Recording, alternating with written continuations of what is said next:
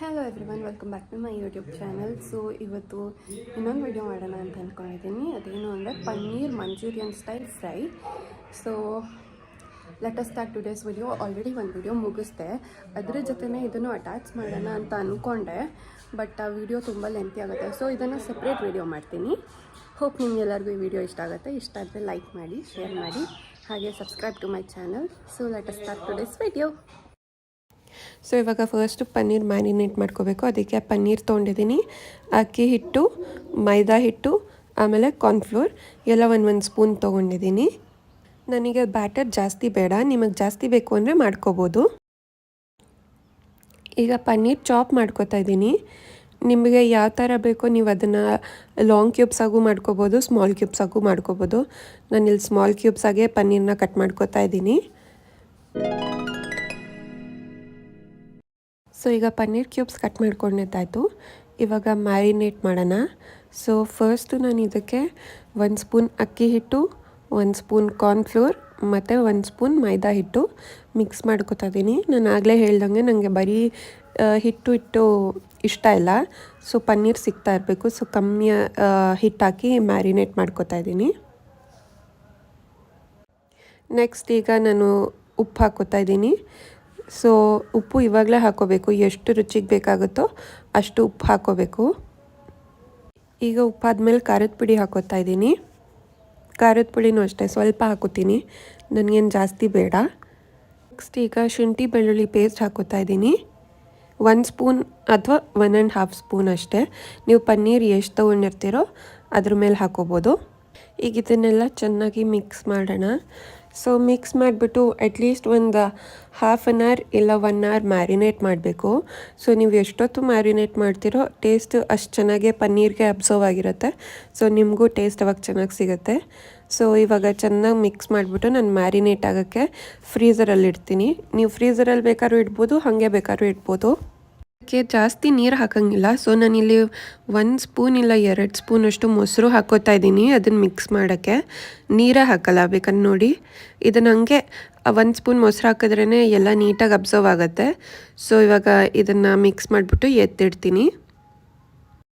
So ಇವಾಗ 1/2 hour ಆಗಿದೆ, ಈ ಥರ ಕಾಣ್ತಿದೆ, ಚೆನ್ನಾಗಿ ಮ್ಯಾರಿನೇಟ್ ಆಗಿದೆ. ನಿಮಗೆ ಇದಕ್ಕಿಂತ ಸ್ವಲ್ಪ ಹಿಟ್ಟು ಜಾಸ್ತಿ ಬೇಕು, ಪನ್ನೀರ್ ಫುಲ್ ಕವರ್ ಆಗೋ ಥರ ಅಂದರೆ ಹಿಟ್ಟು ಜಾಸ್ತಿ ಹಾಕೋಬೋದು. ಬಟ್ ನನಗೆ ಇಷ್ಟೇ ಕನ್ಸಿಸ್ಟೆನ್ಸಿ ಸಾಕು. ಸೊ ಈಗ ಒಗ್ಗರಣೆಗೆ ನಾನು ಇಷ್ಟು ಐಟಮ್ಸ್ನ ತೊಗೊಂಡಿದ್ದೀನಿ.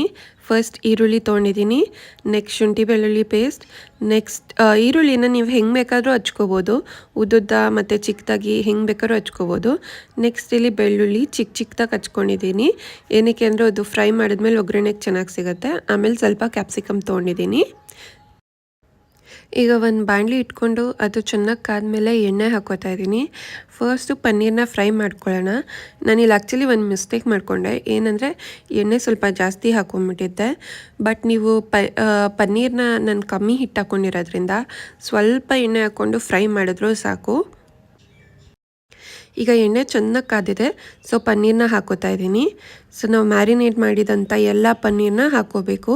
ನಾನು ಕಮ್ಮಿ ಕ್ವಾಂಟಿಟಿ ತೊಗೊಂಡಿರೋದ್ರಿಂದ ಒಂದೇ ಸತಿಗೆ ಫ್ರೈ ಮಾಡ್ಕೋತಾ ಇದ್ದೀನಿ. ಆಮೇಲೆ ಇದು ಪನ್ನೀರ್ ಆಗಿರೋದ್ರಿಂದ ಆಮೇಲೆ ನೀರು ಹಾಕಿಲ್ಲ ಅಲ್ವಾ ನಾವು, ಸೊ ಅದು ತಳ ಸ್ವಲ್ಪ ಕಚ್ಚುತ್ತೆ. ಬಟ್ ಇಟ್ಸ್ ಓಕೆ, ಅಂದರೆ ನಾವು ಕಮ್ಮಿ ಎಣ್ಣೆ ಹಾಕ್ಕೊಂಡ್ರೆ ಏನು ಅಷ್ಟೊಂದು ಕಚ್ಚಲ್ಲ. ಸೊ ಇದನ್ನೆಲ್ಲ ಈಗ ಚೆನ್ನಾಗಿ ಫ್ರೈ ಮಾಡ್ಕೋಬೇಕು. ಇದು ಫ್ರೈ ಮಾಡಿದಾಗ ಕಲರ್ ಏನು ಚೇಂಜ್ ಆಗಲ್ಲ. ಸೊ ಇವಾಗ ಇದು ಚೆನ್ನಾಗಿ ಫ್ರೈ ಆಗಿದೆ. ನಮ್ಗೆ ಹೆಂಗೆ ಗೊತ್ತಾಗುತ್ತೆ ಅಂದರೆ ಇದು ಲೈಟಾಗಿ ಆರೆಂಜ್ ಆಗುತ್ತೆ ಅಷ್ಟೇ, ಯಾಕಂದರೆ ನಾವು ಹಿಟ್ಟು ಜಾಸ್ತಿ ಹಾಕ್ಕೊಂಡಿಲ್ಲ ಅಲ್ವಾ, ಅದಕ್ಕೆ ಲೈಟಾಗಿ ಆರೆಂಜ್ ಆಗುತ್ತೆ. ಆಮೇಲೆ ಪನ್ನೀರ್ ಕೂಡ ಬೆಂದಿರತ್ತೆ. ಇನ್ನೂ ಒಂದು ಸ್ಟೆಪ್ ನಾನು ಹೇಳೋದು ಮರ್ತೋದೆ. ನೀವು ಪನ್ನೀರನ್ನ ಮ್ಯಾರಿನೇಟ್ ಮಾಡೋಕ್ಕಿಂತ ಮುಂಚೆ ಅದನ್ನು ಬಿಸಿನೀರಲ್ಲಿ ಒಂದು 10 ನಿಮಿಷ ನೆನೆಸ್ಬಿಟ್ಟು ಮ್ಯಾರಿನೇಟ್ ಮಾಡಿದ್ರೆ ಪನ್ನೀರ್ ಸಾಫ್ಟಾಗಿರುತ್ತೆ, ಹಾಗೆ ತುಂಬ ಟೇಸ್ಟಿಯಾಗಿ ಬರುತ್ತೆ. ಕೂಡ ತುಂಬ ಚೆನ್ನಾಗಿ ಅಬ್ಸರ್ವ್ ಆಗುತ್ತೆ. ಇನ್ನೂ ಒಂದೇನಪ್ಪ ಅಂದರೆ ಇದು ಕಚ್ಕೋತಾ ಇದೆ ಅಂತ ಏನು ಅನ್ಕೋಬೇಡಿ. ಸೊ ಒಂದು 5 ನಿಮಿಷ ಅದರೊಳಗೆ ಅದು ನೀಟಾಗಿ ಬೆಂದರೆ ಅದೇ ಬಿಟ್ಕೊಳ್ಳುತ್ತೆ. ಬಟ್ ಅದು ಪನ್ನೀರ್ ಏನು ಕ್ಯೂಬ್ಸ್ ಏನು ಬ್ರೇಕ್ ಆಗಲ್ಲ, ಹಾಗೆ ಬಿಡುತ್ತೆ. ಈ ಥರ ಅದು 1-2 ಮಿನಿಟ್ಸ್ ಬೇಯಕ್ಕೆ ಬಿಡಬೇಕಷ್ಟೇ. ನೀವು ಕಮ್ಮಿ ಎಣ್ಣೆ ಹಾಕ್ಕೊಂಡ್ರೆ ಇನ್ನೂ ಬೇಗ ಅದನ್ನು ಇದು ಮಾಡ್ಕೋಬೋದು. ಸೊ ಇಟ್ಸ್ ಓಕೆ, ಇದೆಲ್ಲ ನೀಟಾಗಿ ಬಿಡುತ್ತೆ. ಇದನ್ನೇನು ಜಾಸ್ತಿ ಹೊತ್ತು ಫ್ರೈ ಮಾಡೋ ನೆಸೆಸಿಟಿನೂ ಇಲ್ಲ. ಸೊ ಇವಾಗ ಆಗಿದೆ, ಇದನ್ನು ಸರ್ವ್ ಮಾಡ್ಕೊತಾ ಇದ್ದೀನಿ ಒಂದು ಪ್ಲೇಟಿಗೆ. ನೀವು ಇದನ್ನು ಬೇರೆ ಐಟಮ್ಸಲ್ಲೂ ಟ್ರೈ ಮಾಡ್ಬೋದು. ಆಲೂ ಅಲ್ಲಿ ಟ್ರೈ ಮಾಡ್ಬೋದು, ಆಮೇಲೆ ಬೇಬಿಕಾರ್ನಲ್ಲಿ ಟ್ರೈ ಮಾಡ್ಬೋದು, ಆಮೇಲೆ ಲೈಕ್ ವೆಜಿಟೇಬಲ್ಸ್ ನಿಮ್ಗೆ ಏನು ಇಷ್ಟನೋ ಅದನ್ನು ಎಲ್ಲ ಹಾಕ್ಬಿಟ್ಟು ಮಂಚೂರಿಯನ್ ಟ್ರೈ ಮಾಡ್ಬೋದು. ಸೊ ಆಗಿದೆ ಅಲ್ವಾ, ಒಂದು ಪ್ಲೇಟಿಗೆ ಸರ್ವ್ ಮಾಡ್ಕೊಂಡು ಸಿಗ್ತೀನಿ.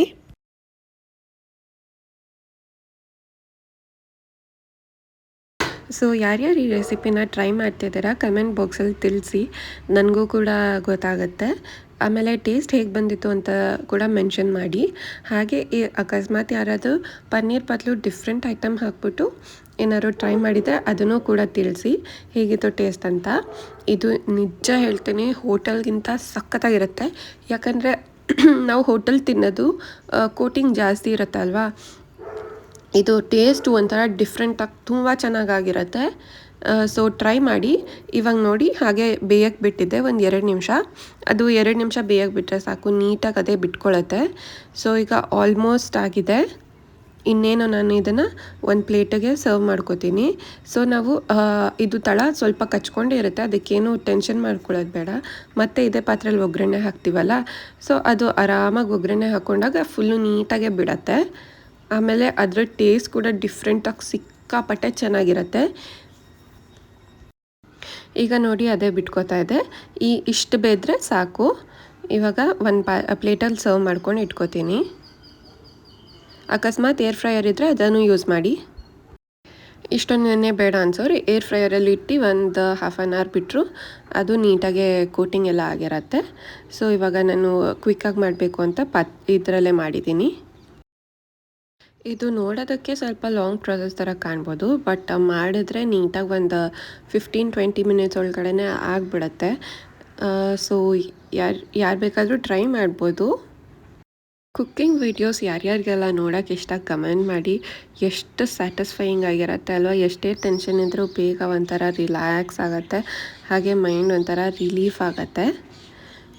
ಸೊ ನೀವೇ ನೋಡ್ಬೋದು ಇದನ್ನು ಎಷ್ಟು ಸಾಧ್ಯನೋ ಅಷ್ಟು ನೀಟಾಗಿ ತೆಗಿಯೋಕ್ಕೆ ಟ್ರೈ ಮಾಡ್ತಾಯಿದ್ದೀನಿ ನಾನಿಲ್ಲಿ. ಸೊ ಒಂದು ಸ್ವಲ್ಪ ತಳ ಕಚ್ಚಿದೆ, but still it is okay. ಪನ್ನೀರೇನು ಕಟ್ಟಾಗ್ತಾ ಇಲ್ಲ, ಹಾಗೆ ನೀಟಾಗಿ ಬರ್ತಾಯಿದೆ ತೊಗೊಂಡಾಗ. ಇಷ್ಟಾದರೆ ನಮಗೆ ನೀಟಾಗಿ ಸಾಕು. ಅಕಸ್ಮಾತ್ ನೀವು ದಪ್ಪ ಕೋಟಿಂಗ್ ಹಾಕಿದ್ರೆ ಅದು ಒಂಥರ ಬಜ್ಜಿ ಪಕೋಡ ಥರ ಇರುತ್ತೆ, ಅವಾಗ ಇನ್ನೂ ಈಸಿಯಾಗಿ ಮೇಲೆತ್ಬೋದು. ನಾವಿವಾಗ ಫ್ರೈ ಮಾಡ್ಕೊಂಡ್ವಲ್ಲ ಅದೇ ಬಾಣಲಿಗೆ ಸ್ವಲ್ಪ ಎಣ್ಣೆ ಹಾಕ್ಕೊಂಡಿದ್ದೀನಿ. ಆಮೇಲೆ ಕರಿಬೇವು ಹಾಕ್ತಾಯಿದ್ದೀನಿ, ನೆಕ್ಸ್ಟು ಬೆಳ್ಳುಳ್ಳಿ ಹಾಕ್ತಾಯಿದ್ದೀನಿ. ಸೊ ಇದು ಏನಾಗುತ್ತೆ ಅಂದರೆ ಅದು ಒಂದು ಚೂರು ತಳ ಕಚ್ಚಿದೆ ಅಲ್ವಾ ಮೊಸರು ಪನ್ನೀರ್, ಅದೆಲ್ಲ ನಾವು ಫ್ರೈ ಮಾಡಬೇಕಾದ್ರೆ ಅದು ಬಿಟ್ಬಿಡುತ್ತೆ ಕ್ಲೀನಾಗೆ. ಯಾಕಂದರೆ ಸಾಸಸ್ ಎಲ್ಲ ಹಾಕ್ತೀವಲ್ಲ ಆವಾಗ ಟೇಸ್ಟ್ ಮಾತ್ರ ಸಿಕ್ಕಾಪಟ್ಟೆ ಚೆನ್ನಾಗಿರುತ್ತೆ, ನಂಗೆ ತುಂಬ ಇಷ್ಟ. ಸೊ ನಾನು ಅದೇ ಬಾಣಲಿಲೇ ಈ ಥರ ಫ್ರೈ ಮಾಡ್ಕೊತಾ ಇದ್ದೀನಿ. ಈ ಬೆಳ್ಳುಳ್ಳಿ ಮತ್ತು ಶುಂಠಿ ಬೆಳ್ಳುಳ್ಳಿ ಪೇಸ್ಟ್ ಯಾವಾಗಲೂ ಫ್ರೈ ಮಾಡಬೇಕಾದ್ರೆ ಅದು ಒಂಥರ ಹಸಿ ವಾಸನೆ ಹೋಗಿ ಗಮ್ ಅಂತ ಸ್ಮೆಲ್ ಬರುತ್ತೆ. ಸೊ ಅಲ್ಲಿ ತನಕ ಫ್ರೈ ಮಾಡ್ಕೋಬೇಕು. ನೆಕ್ಸ್ಟ್ ಇದಕ್ಕೆ ಈರುಳ್ಳಿ ಹಾಕೋತಾ ಇದ್ದೀನಿ. ಈರುಳ್ಳಿನೂ ಅಷ್ಟೇ, ಜಾಸ್ತಿ ಏನು ಫ್ರೈ ಆಗೋದು ಬೇಡ, ಲೈಟಾಗಿ ಫ್ರೈ ಆದರೂ ಸಾಕು. ಇವಾಗ ಇದೆಲ್ಲ ಚೆನ್ನಾಗಿ ಫ್ರೈ ಆಗಲಿ. ಸೊ ಈರುಳ್ಳಿಗೆ ನಿಮಗೆ ಬೇಕು ಅಂದರೆ ಪನ್ನೀರ್ ಮ್ಯಾರಿನೇಟ್ ಮಾಡಬೇಕಾದ್ರೆ ಒಂದು ಸ್ವಲ್ಪ ಕಮ್ಮಿ ಉಪ್ಪು ಹಾಕಿ ಇದಕ್ಕೆ ಒಂಚೂರು ಉಪ್ಪು ಹಾಕಿದ್ರೆ ಈರುಳ್ಳಿ ಬೇಗ ಫ್ರೈ ಆಗುತ್ತೆ. ಸೊ ಇವಾಗ ಇದು 1 ನಿಮಿಷ ಚೆನ್ನಾಗಿ ಫ್ರೈ ಆಗಲಿ, ಅಲ್ಲಿ ತನಕ ಇದನ್ನು ಹಾಗೆ ಬಿಡ್ತೀನಿ. ನೆಕ್ಸ್ಟ್ ಇದಕ್ಕೆ ಕ್ಯಾಪ್ಸಿಕಮ್ ಹಾಕೋತಾ ಇದ್ದೀನಿ. ಕ್ಯಾಪ್ಸಿಕಮ್ ಆಪ್ಷನಲ್, ನಿಮಗೆ ಬೇಕು ಅಂದರೆ ಹಾಕೋಬೋದು, ಬಟ್ ಹಾಕ್ಕೊಂಡ್ರೆ ಟೇಸ್ಟ್ ಮಾತ್ರ ಚೆನ್ನಾಗಿರುತ್ತೆ. ಸೊ ಕ್ಯಾಪ್ಸಿಕಮ್ಮು ಅಷ್ಟೇ ಉದ್ದುದ ಚಾಪ್ ಮಾಡ್ಕೊಂಡಿದ್ದೀನಿ, ನಿಮಗೆ ಹೆಂಗೆ ಬೇಕಾದ್ರೂ ಚಾಪ್ ಮಾಡ್ಕೋಬೋದು. ಇವಾಗ ಇದನ್ನು ಚೆನ್ನಾಗಿ ಫ್ರೈ ಆಗಲಿ. ನೀವು ಆವಾಗಲೇ ಫ್ರೈ ಮಾಡಿದ ಪನ್ನೀರ್ ಕ್ಯೂಬ್ನ ಟೇಸ್ಟ್ ಮಾಡಿ ನೋಡ್ಬೋದು ಈಗಲೇ, ಯಾಕಂದರೆ ಉಪ್ಪು ಖಾರ ಒಂಚೂರು ಬೇಕಾದರೆ ಇವಾಗ ಒಗ್ಗರಣೆಗೆ ಹಾಕೋಬೋದು. ನಾನು ಟೇಸ್ಟ್ ಮಾಡಿದೆ, ಅದು ಹಾಗೆ ತಿನ್ನೋಕ್ಕೆ ಸೂಪರಾಗಿರುತ್ತೆ. ಉಪ್ಪು ಖಾರ ಎಲ್ಲ ಕರೆಕ್ಟಾಗಿದೆ. ಸೊ ನಾನು ಇಲ್ಲೇನೂ ಹಾಕೋತಾ ಇಲ್ಲ. ಮನೆಯೆಲ್ಲ ಇದನ್ನು ಫ್ರೈ ಮಾಡಬೇಕಾದ್ರೆ ಒಂದು ಅರೋಮಾ ಬರುತ್ತೆ, ಫುಲ್ಲು ಗಮ್ ಅಂತ ಚೆನ್ನಾಗಿ ಬರುತ್ತೆ.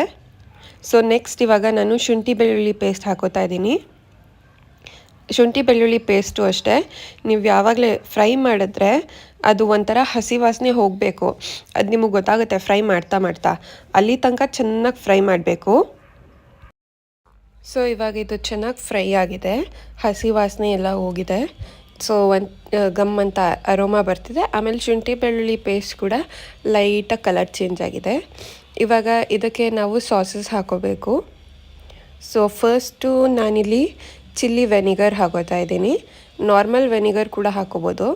ಅಂದರೆ 1 ಸ್ಪೂನ್ ಇಲ್ಲ 2 ಸ್ಪೂನ್ ಹಾಕೋಬೇಕಷ್ಟೇ, ಜಾಸ್ತಿ ಹಾಕೋಬಾರ್ದು. ಸೊ ಇವಾಗ ಚಿಲ್ಲಿ ವೆನಿಗರ್ ಹಾಕಿದ್ದೀನಿ. ಆಮೇಲೆ ಸ್ವಲ್ಪ ಸೋಯಾ ಸಾಸ್ ಹಾಕ್ತಾಯಿದ್ದೀನಿ. ನೆಕ್ಸ್ಟು ನಾನಿಲ್ಲಿ ಟೊಮೆಟೊ ಸಾಸ್ ಹಾಕ್ತೀನಿ. ಸೋಯಾ ಸಾಸ್ ಬಂದ್ಬಿಟ್ಟು 1 ಸ್ಪೂನ್ ಹಾಕಿದ್ರೆ ಸಾಕು. ಆಮೇಲೆ ಟೊಮೆಟೊ ಸಾಸ್ ಬಂದ್ಬಿಟ್ಟು ನಿಮಗೆ ಸ್ವಲ್ಪ ಸ್ವೀಟ್ ಬೇಕು ಅಂದರೆ ಜಾಸ್ತಿ ಹಾಕೋಬೋದು. ಇಲ್ಲಾಂದರೆ 1 ಸ್ಪೂನ್ ಇಲ್ಲ 1.5 ಸ್ಪೂನ್ ಟೊಮೆಟೊ ಸಾಸ್ ಹಾಕಿದ್ರೆ ಸಾಕು.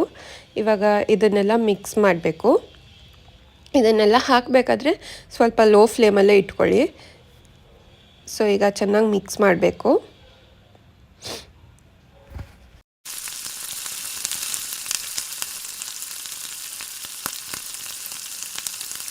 ಇವಾಗ ನಾವು ಫ್ರೈ ಮಾಡಿದಂಥ ಪನ್ನೀರನ್ನ ಹಾಕೋಬೇಕು. ಸೊ ಪನ್ನೀರ್ ಹಾಕ್ಕೊಂಡ್ಬಿಟ್ಟು ಇದನ್ನು ಮತ್ತೆ ನೀಟಾಗಿ ಮಿಕ್ಸ್ ಮಾಡ್ಕೋಬೇಕು. ಈ ರೆಸಿಪಿ ಎಷ್ಟು ಸಿಂಪಲ್ ಆಗಿದೆ ಅಲ್ವಾ? ಎಷ್ಟು ಸಿಂಪಲ್ ಆಗಿರುತ್ತೋ ಅಷ್ಟು ಟೇಸ್ಟಿಯಾಗಿರುತ್ತೆ. ಹಾಗೆ ನೋಡೋಕ್ಕೆ ಕೂಡ ಅಷ್ಟೇ. ಇದನ್ನೆಲ್ಲ ಮಿಕ್ಸ್ ಮಾಡಿದ್ಮೇಲೆ ನಿಮಗೆ ಗೊತ್ತಾಗುತ್ತೆ, ಒಂದೊಳ್ಳೆ ಕಲರ್ ಕೂಡ ಬಂದಿರುತ್ತೆ. ಇದಕ್ಕೆ ಯಾವುದೇ ಥರದ ಅಡಿಷ್ನಲ್ ಕಲರ್ಸ್ ಆ್ಯಡ್ ಮಾಡಿಲ್ಲ, ಫುಡ್ ಕಲರ್ಸು ಆ್ಯಡ್ ಮಾಡಿಲ್ಲ. ನೋಡಿ ಎಷ್ಟು ಚೆನ್ನಾಗಿ ಕಾಣ್ತಿದೆ. ಇವಾಗ ಒಂದು 1 ಮಿನಿಟ್ ಇಲ್ಲ 1.5 ಮಿನಿಟ್ಸ್, ಜಾಸ್ತಿ ಬೇಡ, ಚೆನ್ನಾಗಿ ಅದೆಲ್ಲ ಮಿಕ್ಸ್ ಆಗೋ ಥರ, ಚೆನ್ನಾಗಿ ಮಿಕ್ಸ್ ಆಗೋ ಥರ ಫ್ರೈ ಮಾಡಿ ಸರ್ವ್ ಮಾಡ್ಬೋದು. ಸೊ ಸಂಜೆ ಸ್ನ್ಯಾಕ್ಸಿಗೆ ಇಲ್ಲ ಏನಾದ್ರು ಲೈಟಾಗೆ ರೈಸ್ ಇಲ್ಲ ಫ್ರೈಡ್ ರೈಸ್ ಮಾಡ್ಕೊಂಡಾಗ ಜೊತೆಗೆ ನೆಂಚ್ಕೊಳ್ಳೋಕ್ಕೆ ಸಿಕ್ಕಾಪಟ್ಟೆ ಚೆನ್ನಾಗಿರುತ್ತೆ. ಸೊ ನೋಡಿ ಇವಾಗ ರೆಡಿಯಾಗಿದೆ. ಎಷ್ಟು ಚೆನ್ನಾಗಿ ಕಾಣ್ತಿದೆ ಅಲ್ವಾ? ಅಷ್ಟೇ ಟೇಸ್ಟಿಯಾಗಿರುತ್ತೆ. ಸೊ ಒಂದು ಚೂರು ಉಪ್ಪು ಹಾಕ್ತಾಯಿದ್ದೀನಿ ಲಾಸ್ಟ್ ಟಚಪ್ಪಿಗೆ ಅಂತ, ಯಾಕಂದರೆ ನಾವು ಮ್ಯಾರಿನೇಟ್ ಮಾಡಬೇಕಾದ್ರೆ ಉಪ್ಪು ಹಾಕಿದ್ವಲ್ಲ ಅಷ್ಟೇ. ಇವಾಗ ಕೊತ್ತಂಬರಿ ಸೊಪ್ಪು ಹಾಕೋತಾ ಇದ್ದೀನಿ. ಹಾಗೆ ನಿಮಗೆ ಬೇಕು ಅಂದರೆ ಲೈಟಾಗಿ ಆನಿಯನ್ಸ್ ಕೂಡ, ರಾ ಆನಿಯನ್ಸ್ ಕೂಡ ಹಾಕೋಬೋದು, ಟೇಸ್ಟ್ ಚೆನ್ನಾಗಿರುತ್ತೆ. ಸೊ ಇವಾಗ ಕೊತ್ತಂಬರಿ ಸೊಪ್ಪು ಹಾಕ್ಕೊಂಡು ಚೆನ್ನಾಗಿ ಮಿಕ್ಸ್ ಮಾಡ್ಕೋತಾ ಇದ್ದೀನಿ. ಸೊ ಇವಾಗ ಈ ರೆಸಿಪಿ ರೆಡಿ ಟು ಸರ್ವ್. ಎಷ್ಟು ಚೆನ್ನಾಗಿ ಕಾಣ್ತಿದೆ ಅಲ್ವಾ? ಅಷ್ಟೇ ಟೇಸ್ಟಿಯಾಗಿರುತ್ತೆ. ಒಂದು ಸತಿ ಟ್ರೈ ಮಾಡ್ಕೊಂಡು ನೋಡಿ. ಆನ್ ಮಾಡಿದ್ದೀನಿ, ಟೇಸ್ಟ್ ಮಾಡು. ಹೆಂಗಿದೆ? ಸೂಪರ್. ತಿಂದುಬಿಟ್ಟು ಹೇಳು. ಇದು ಹೆಂಗಿದೆ? ಸೂಪರ್. ಟೇಸ್ಟ್ ಮಾಡು. ಟೇಸ್ಟ್ ಮಾಡು. ಹೆಂಗಿದೆ? ಇದು ಪನ್ನೀರು